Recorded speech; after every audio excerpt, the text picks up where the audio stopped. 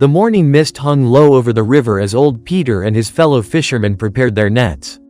The water was calm, the air crisp, just another quiet dawn on the banks of the Volkhov. But then, a faint movement near the reeds caught Peter's eye. At first, he thought it was just a scrap of debris washed ashore. But as he squinted through the fog, his heart clenched. A tiny, sodden kitten lay half submerged in the icy water, its body limp, its head barely resting on the muddy bank. Its chest rose and fell in shallow, desperate breaths. "Over here," Peter called out, wading through the reeds.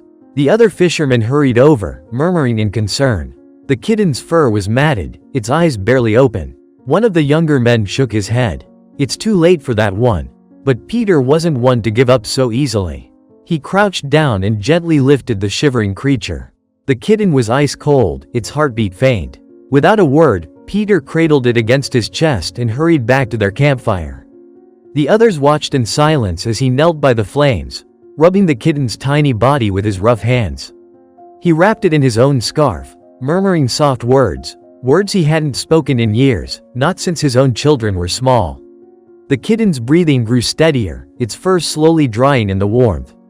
Hours passed. The fishermen went about their work, casting glances at Peter, who hadn't moved from the fire. Then, a miracle, a weak but defiant mew. The kitten lifted its head, blinking up at the man who had refused to let it die. Peter chuckled, a deep, warm sound. "You're a fighter, little one," he muttered. That evening, as the others packed up, Peter tucked the kitten inside his coat. "Where are you taking it?" one of them asked. Peter shrugged, but his eyes were softer than they'd been in years.